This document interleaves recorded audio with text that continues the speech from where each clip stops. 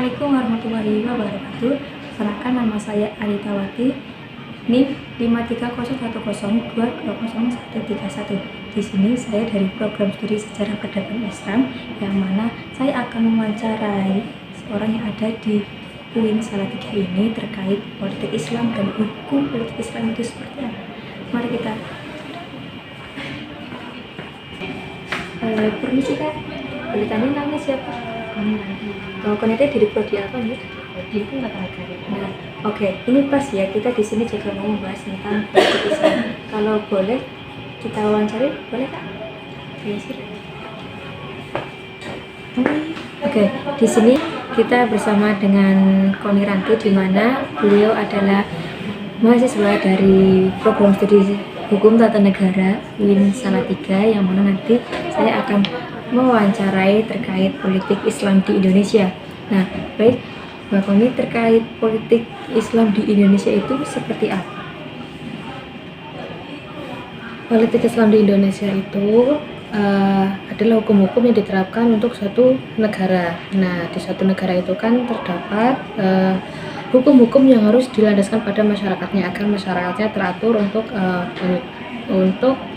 melakukan peraturan-peraturan tersebut. Nah, politik Islam ini hadir di suatu negara itu untuk menjadi landasan bahwa sebelum terbentuk suatu negara itu sudah ada aturan-aturan yang sudah dibuat atau sudah terdahulunya itu sudah ada seperti itu. Jadi politik Islam itu sebagai dasar kita itu untuk membuat undang-undang baru seperti itu. Nah, dari peraturan-peraturan tersebut apakah sudah diterapkan di Indonesia sendiri? Nah, untuk peraturan-peraturannya itu kan tidak mungkin kalau kita itu pure menggunakan hukum Islam, karena pada masa sekarang atau masa modern ini hukum Islam itu menjadi landasan kita untuk membuat undang-undang baru.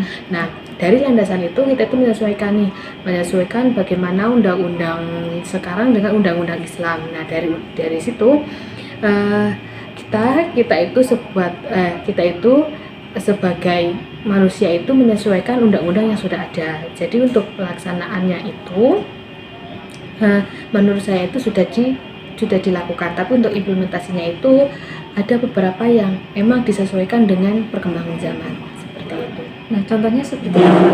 Contohnya seperti kalau mencuri. Nah, mencuri itu kan kalau di hukum Islamnya kan harus potong tangan. Nah, tetapi di hukum positifnya itu terdapat keringanan, yaitu bisa dipenjara atau membayar denda gitu. Atau misal pakainya itu dengan kekeluargaan, itu bisa diselesaikan secara kekeluargaan tanpa harus ada pengadilan atau ada denda, penjara dan sebagainya gitu.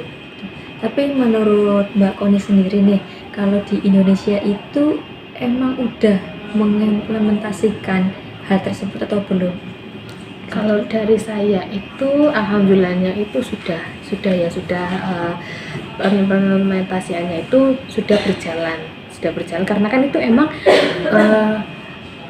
Islam itu kan menyesuaikan zaman. Jadi kita itu tidak bisa berpedoman langsung ke hukum Islamnya tersebut gitu. Oke. Tapi kalau dilihat dari sejarahnya nih, kalau politik Islam itu memang perjuangannya itu sangat panjang gitu. Nah, untuk di zaman sekarang ini politik Islam itu memang makin kesini makin rancu. Nah, itu pendapatnya Mbak Koni sendiri itu gimana? Bukannya makin rancu, tapi kita yang menyesuaikan dengan keadaan gini. Kan nggak mungkin misalnya nih kita membunuh, kalau di hukum Islam itu kan kita membunuh maka kita harus dibunuh balik. Misalnya kayak hukumnya itu harus sama gitu. Tapi kan tidak, karena kita juga memiliki HAM itu karena kita itu manusia dan kita punya HAM, jadi kita itu harus menyesuaikan hukum yang ada gitu.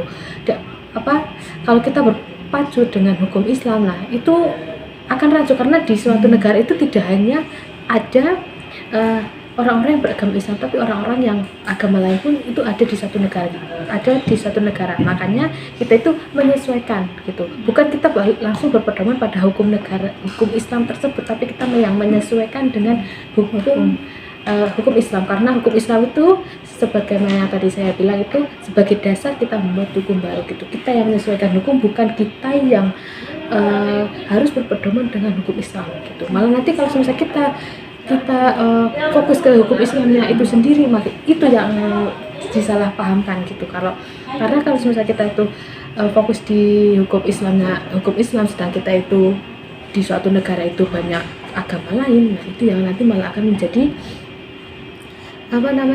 menjadi perpecahan di kaum selain umat Islam gitu. Ya betul juga sih, karena di Indonesia memang ada 6 agama. Iya, yang memang sah dari negara kita.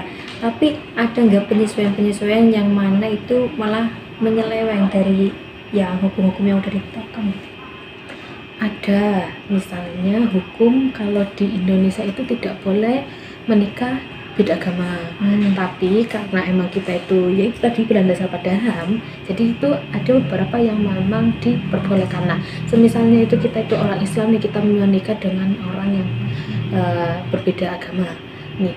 Nah, itu kan nanti kita itu ngurusnya di pengadilan agama, tapi kita juga bisa mengurusnya itu di pengadilan negeri gitu. Itu ada beberapa hal yang emang undang-undangnya mungkin belum diperkuat lagi peraturannya mengenai pernikahan beda agama tersebut. Ya, mungkin itu sepengetahuan saya. Oke, baik. Itu ya teman-teman, mungkin terkait politik Islam yang ada di Indonesia dan hukum-hukumnya itu seperti apa. Ternyata memang kita saja yang menyesuaikan dengan hukum-hukum itu, bukan hukumnya itu langsung diterapkan begitu saja. Mungkin itu pembicaraan kita, saya sendiri Anitawati dengan Mbak Koniranti ini. Sekian dari kami. Bye. Oke, gitulah tadi wawancara saya dengan Mbak Koniranti, di mana memang hukum di Indonesia ini itu menyesuaikan, tidak hanya serta-merta itu langsung diimplementasikan. Jadi memang di Indonesia itu hukumnya itu menyesuaikan dengan hukum agama yang ada di Indonesia itu sendiri. Sekian, assalamualaikum warahmatullahi wabarakatuh.